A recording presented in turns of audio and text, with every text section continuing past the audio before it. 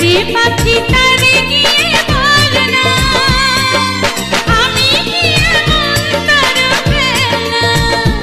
এই উতলা ফাগুন মনে জ্বেলেছে আগুন, এই উতলা ফাগুন মনে জ্বেলেছে আগুন।